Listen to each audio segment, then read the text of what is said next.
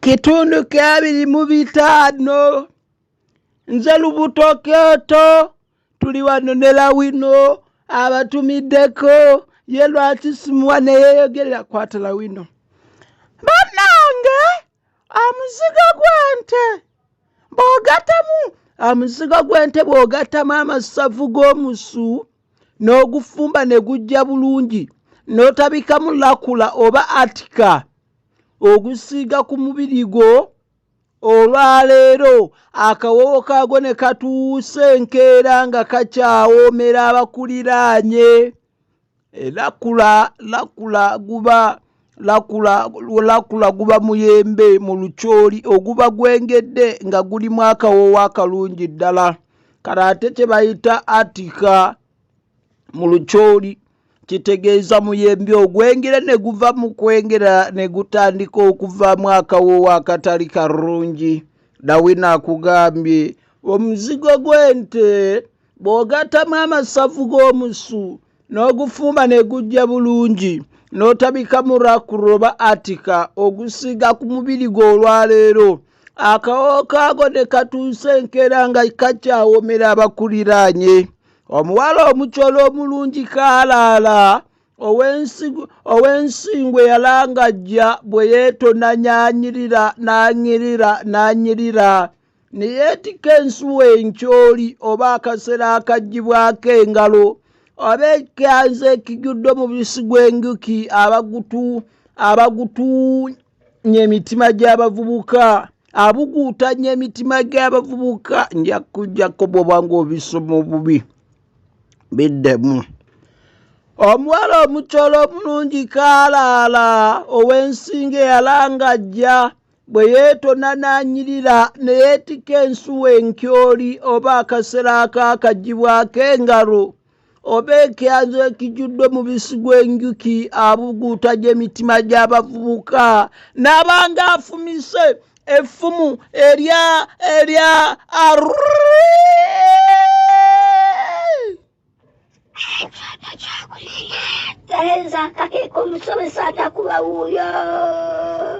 nateredde dda lubeera luwombe yebeera nkoko nkulu n'olwekyo basobo ne banyawo bannakyoto ky'okumanya Dokita Kebbi baligeya nkoona balamaga wendi ne leero okubeera nga tutandika akatabo kaffe.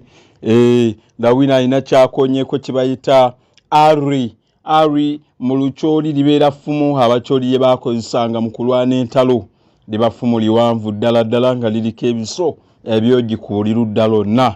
Kale bano mbasiibudde bwe nti ate n'embeera nga nange ntereera wano wentera okubeera nga ntuulanga bulijjo ate okubeera nga mbatuusaako akatabo kaffe. Eyo ebeera nkoko nkulu toyiweerabiranga nti ekutuusibwako mukyala Nansubuga Betty. Nawe kyayinza okubeera omukwabo abamwegattako abakyala ne mubeera nga muteekateeka nkoko nkulu. Kitegeeza nkoko nkulu tujja kubaleeterangamu obutabo obw'enjawulo obw'ebyafaayo. Tukyali katabo ke bayita Song of Lawino. Eyo ebeera nkoko nkulu. Luno luwombo luteekwa okubeeramu ebirungo byonna twatandise nabyo ate kaakati kitegeeza nti kano bwe kaggwa walyoka eŋŋenda okuba sosootolera mujja kunyeenya omutwe mugambe nti ddala kino ke Kyoto ekyokumanya. Ddala ekitera okwogera nti essomero terimala kufuula mumanyi likuwabuwa kitangaala ekyokumanya. Nze Dokita Kebbi baligeya nkoona balamaga atagenda kubeera ng'azuulwa mu balala oba oyagala oba toyagala. N'olwekyo bamikwano mukkirize bw'atyo ng'omusama bw'alagira.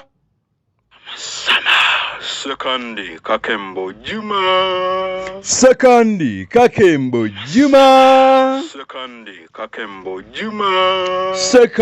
Kakembo Juma bw'oba ng'omuwulidde ne bakugamba ye musama atanywa mwenge, ye musama atali wa kudigida wabula ow'olulimi. N'olwekyo lw'otadda mu kubuuza Ssaalongondeku, lw'otadda mu kwogera kuno na kuli ng'omukono gw'omusasi, bamanya nti atera okubeera n'omukyala n'abakyala w'abakyala. Bw'atyo omusama ssentebe w'oluwombo ono nno kitegeeza ssentebe w'obutabo bwonna bw'ogenda okuwuliranga n'olwekyo nawe ayinza otutuusaako obutabo tukkowoola. Omusama Sekandika Kembo Juma bw'atyo ne n'abakyala omukyala Nansubuga Betty. Nze Dokita Kebbi Baligyankona balamaga mbeerawo okubeera nga tutambula n'akatabo kaffe kitundu kya 25 nafundikira nga nkunnyonnyola nti twali tutandika essula gye bayita neeyanjula ku mulimu. Omuzimu gwa Kasooba gwegalula nenkunnyonnyola munakkiriza nenkuzaayo akatono mbeere nga nkujjukiza ate obeere nga weeyongera okumanya. Era bwe nkujjukizaako akatono we nafundikirira agamba nti ebbaluwa yaabwe yatuuka kyenje nfune enzikiriza mu butongole akwesogga obwambega. Nasooka kubugaana lyamu okiwagonja eryo nno libeera essanyu nga zombi nzifunye, naye bwe nafumiitiriza ebiyinza okuntuukako essanyu ne limaamuuka ne lisikirwa ky'obeera n'okubuusabuusa obadde anakola kituufu okwetulika ku bwambega. Ku nkomero ya byonna nabivaako ne mbirekera lugaba nga ndaba mmala bya mu bulago okubirowooza, kubanga waali tewakyaliwo kintakkuluza mu bweyamo bwange. Bwe kityo olunaku lwe nalagirwa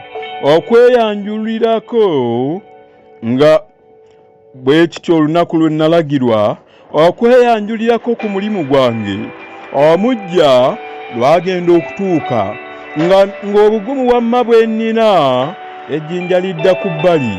Omuzimu gwa Kasooba gwali gwegaludde. Akatabo ako abajjukira obulungi we nafundikirira kitundu ekyali ekya 24 naye tutandise ekitundu ekya 25 essula gye nnyingiddeko bamikwano bagiyita neeyanjula ku mulimu. Neeyanjula ku mulimu mukkirize nayo mbeere nga ngitandika, naye essula eri gw'oyigamu ki? Byonna lugaba yamanyi naawe agoberera akatabo. Essula kangitandike bwe nti nayo njijjeko akawuulo oba akawuuwo k'omusota tulabe. Kaba ka musota, kano kaba ka ku mmere kali.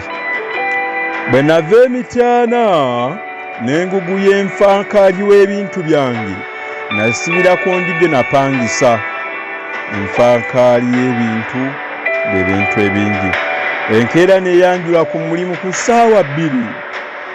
Bwe nasangawo bandaga okutuula mu kisenge eky'olukale nga bwe nninda kuubwa. Ekyanneewuunyisa kwe kulaba nga buli mukozi eyajjanga ng'abuuza oba kuubwa yazze dda. Bwe yategeezebwanga nti tannaba nga yeewuunya n'okwebuuza ekimutuuseeko, nalowooza nti osanga kuubwa ye mukwano gwange, era yali mukwano gwo. Saagwa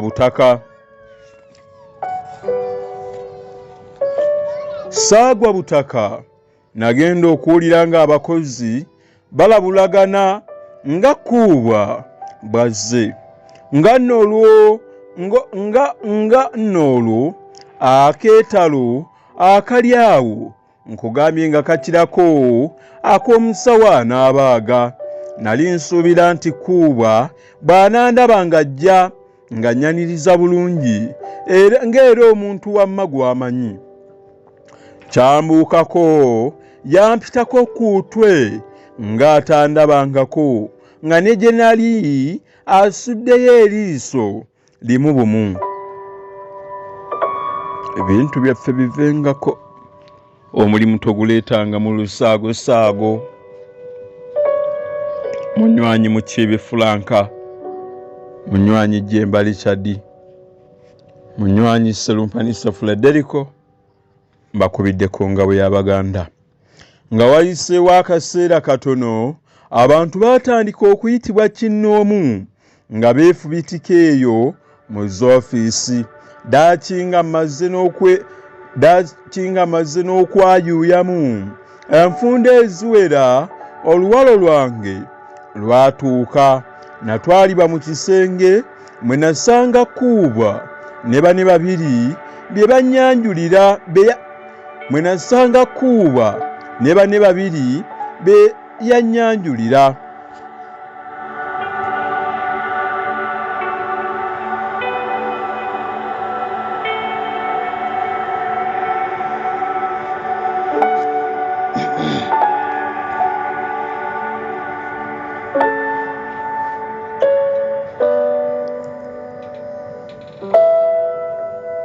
Omu ku bo gwe baali bakazizzaako erinnya erya Luvuuma olw'okwogeranga ng'aganiira n'okuvuuma nga ye mumyuka.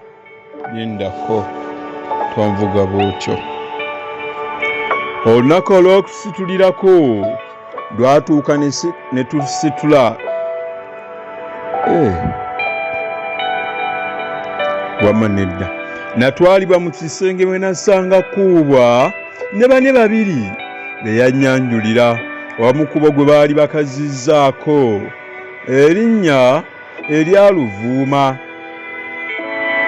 olw'okwogeranga ng'aganiira n'okuvuuma nga ye mumyuka we era oyo gwe bankwasa okunkolako. Yayogeranga avuuma mboyo yali omumyuka we bambi. Ennaku ezaddirira zaali zaakatawuko nga twetala ne kuubwa.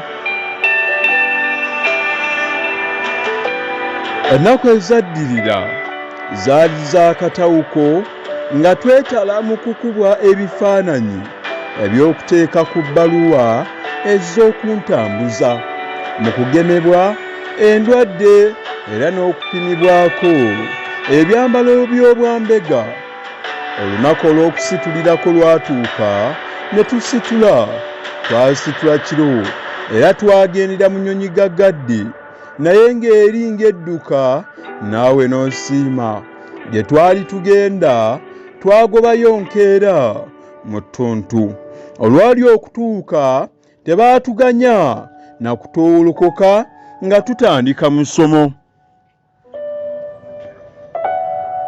Twasomesebwa bingi ddala, gamba ng'okuwanga n'okukuba, emmundu ez'enjawulo, entunula, enjogera, endowooza n'enneeyisa y'omumenyi w'amateeka owa bulijjo.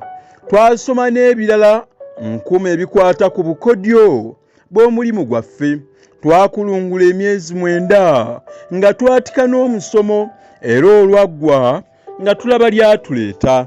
Twatuuka kiro kyokka eky'omukisa nasangawo abannindiridde okuntwala ewange. Nakeera kweyanjula wa Luvuuma naye eyantwala obutereevu ew'omugole we. Bankulisa okudda okwaboffe emirembe era ne bantegeeza nga ne lipoota ey'ebyomusomo gwange bwe yabali mu 5. Banjozaayoza okuguwangula. Nalayizibwa ng'amateeka bwe gaali galagira. Olwo ne mba nga ntongoledde ddala mu bwambega.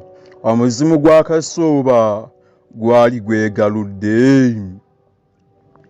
Beyandagulako mu buto byali bituukiridde. Nali nfuuse embega wabula nali nsobola okubeera kafulu nga ye.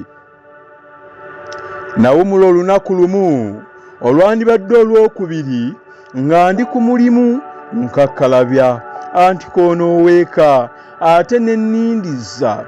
Bannange baagigamba dda namwe mulumala eyo nti yameze semitego. Bampa erinnya X22Z era nga lyeriri ne ku luggi lwa koofiisi kange omwali akatebe n'akameeza. Bwe tubeera mu bwambega amannya ge bawa gabeera ga njawulo era gabeera nga gano X22Z tebawa mannya. bawa amannya agafaanana bwe gatyo. Kyekimu ne poliisi naddala ebitongole ebyokuketta. Twayongereyo bampa erinnya X22 Z era nga lyeriri ne ku luggi lwa koofiisi kange omwali akatebe n'akameeza. Akameeza kaalimu akasanduuko akasibwa ate nga ku ntikko yaako akameeza kuliko ebintu byonna ebitera okusangibwa mu zoofiisi ez'emirimu ng'eno.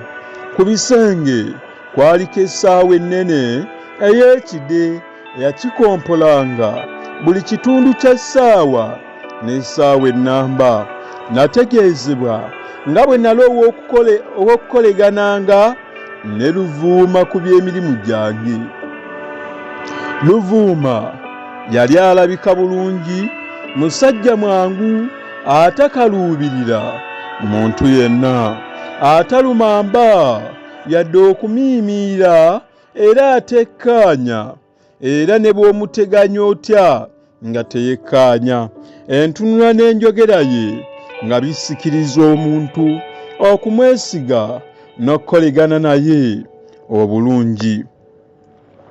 Naye nga bwe bagamba nti omulungi tabulako kamogo, naye yalina kyesaamwagalako. Y'engeri gye yalingirizangamu mu byama by'abalala ebitakwata ku mulimu yadde ye.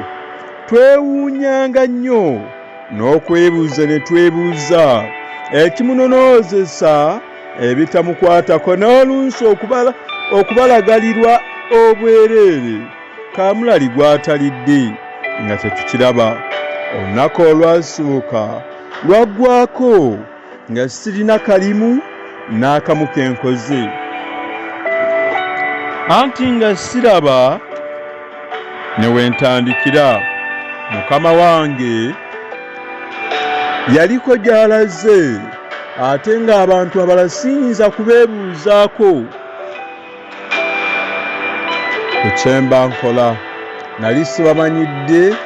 Nali sibamanyidde era ng'abamu bakuumiira n'okutunuulira ekiziimuziimu nga bampitako buli lwe nabanga nfulumyeko mu ofiisi yange ne tusinkana. Akukuumiira ye muntu okubeera awo nga tanyega yeeraga, taagala kwogera na muntu, yeetwala nti ewa waggulu. Bwe ntyo nga mbatya okubaasamiza akamwa ku nsonga yonna gye nabanga nayo. Enkeera naggukira mu ofiisi ya Luvuuma gwe nasanga ayogera n'omuntu ku ssimu, era olwagissa ne musoosootoolera obuzibu bwange yannyinnyonnyola kalonda w'enkola y'ekitongole. Yantegeeza ng'abakozi baamu bonna bwe baali batamanyaganye okuggyako abo abakolera mu ttabi erimu. Abaagenda okuyingira mu kitongole baali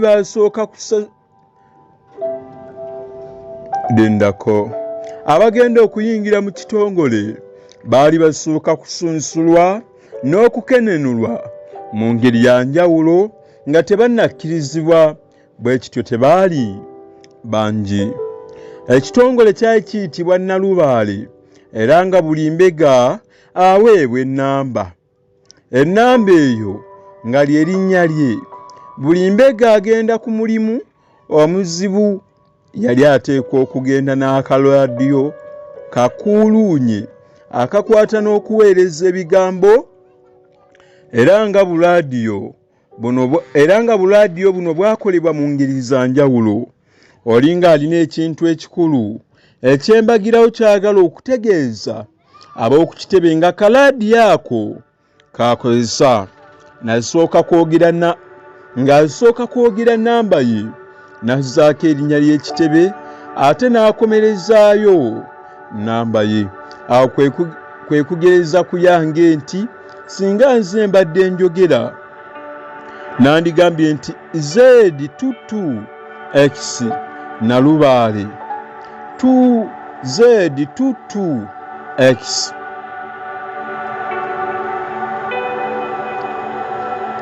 Mukitegedde bamikwano, ntumiddeko abo bonna abategedde fiida bwe yaloota ajja nga kyajjaawo wamuke mu tulo.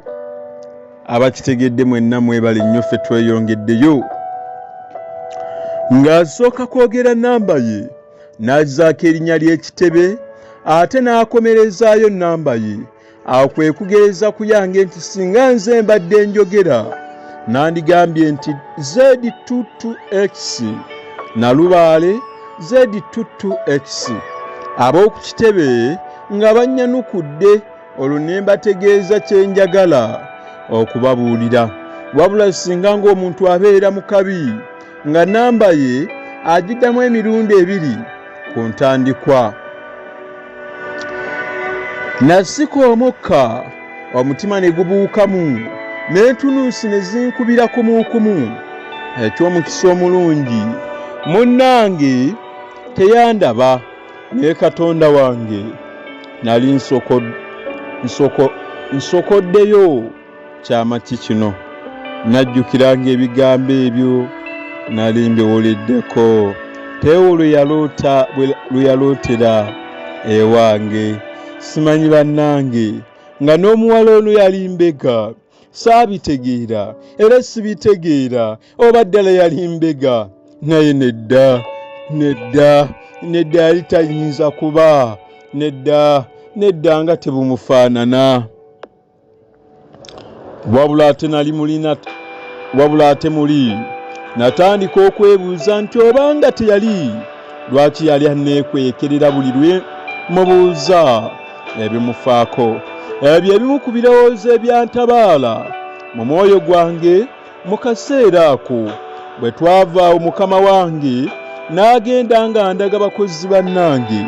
Yakomerezaayo bakuumi n'abavubuka abaakolanga ku laadiyo, ab'ekiro n'ab'emisana.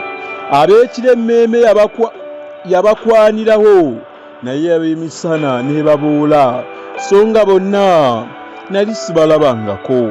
Naye anti emmeeme katale, oli mutuufu wama kyesiima. Ebyokunyanjulwa bwe byaggwa, nga bwe nali mufumujja, ne nsaba nzikirizibwe empisa eyise amaaso mu fayiro ensengejje n'ondobemu ebinansobozesa okujja akagere, nange ntandika okubeddera mu mulimu.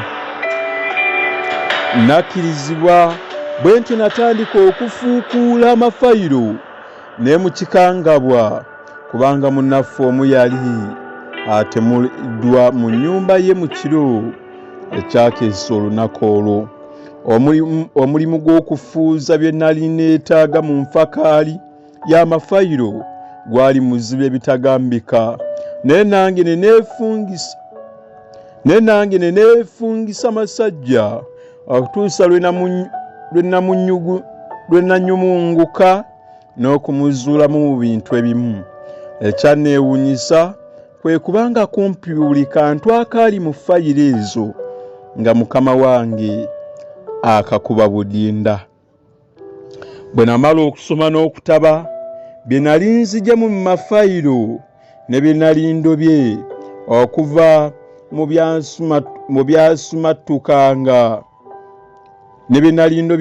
byasumatukanga bannange nga boogera, ne nsala okugenda eri bakama bange mbasabe ebintu bisatu.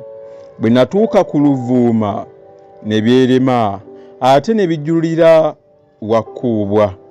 Twagenda bulembwe, kitegeeza baagenda babiri, ewakkuubwa, era ye mukama wange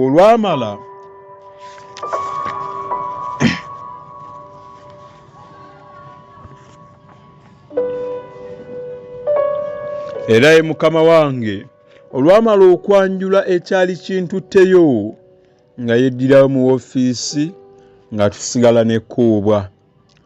Nasaba nzikirizibwe fayiro nzitaganjulenga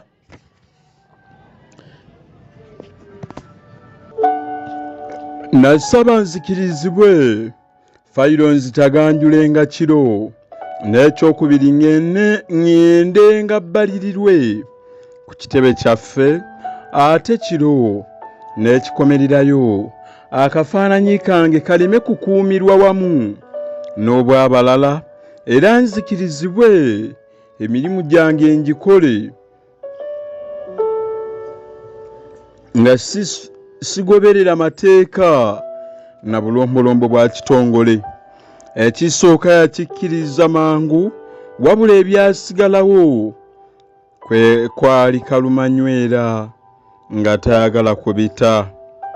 Buli kye namusabanga nga nkiwaako ensonga ezikimunsabya naye ng'awuza kimu ky'amateeka butabakkiriza. Enkalu zaakalambira ddala n'amaaso ne gatandika okutumyuka. Nalaba bituusa awo kwe kumutegeeza kye nali ndowooza ku nkola yaabwe. Konze nti eyo enkola yammwe ey'ensiriba y'ejjanzi etaagala kutuusaako kuyiiya oba kutetenkanya terina gy'ejja kututuusa era yeeganye ebikolebwa okuvaamu ekiramu. Enkola okubeera ey'ensiriba y'ejjanzi kitegeeza kubeera ya nkalakkalira. Tugamba nkalakkalira ng'ensiriba y'ejjanzi. Y'enkola etakyuka buli kadde. Oba mukwano gwange yatya kunterebula oba kwongera kunyiiza oba yeetama lwa kumuzimbirira na kumupeeka bye nali mwanjulidde simanyi, wabula yanziramu nga yenna akaladde nti kale x 2 kale kolanga bw'osiima. Akapapula n'akampa kuko kwe kwali olukusa olukkiriza bye nasaba. Nakatwale wa Luvuuma yakasomera ng'akamazeeko n'andabikira ng'eyali tasiimye kikoleddwa. Yakassa wansi nga tanyize n'alowooza.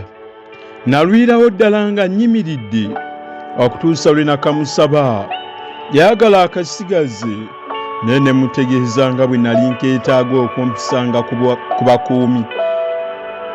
Kyokka ne musuubiza okumufunirako kopi yaako, ekintu kye natuukiriza nga wayise essaawa emu yokka. Bwe naddayo mu woofiisi ne ntandika okwebuuza abaali batutta n'engeri gye baali batumanyaamu nti oyo mbega oba nti mbeka gundi atugudde mu buufu tumuggyewo oba nti y'anaagenda egindi. Ono nayinza okuleeta obuwanguzi wabula ng'okuva mu bye nali nkuŋŋaanyizza kyali kiraga lwatu nti waaliwo omu mu ffe kirumira mpuyi bbiri alya mu lulime ne mu luzise atuloopa naye nga lwaki yali akikola? Yali akikola lwa ffutwa, lwa nsimba oba yali mbega w'abali gwe baatusonsekamu?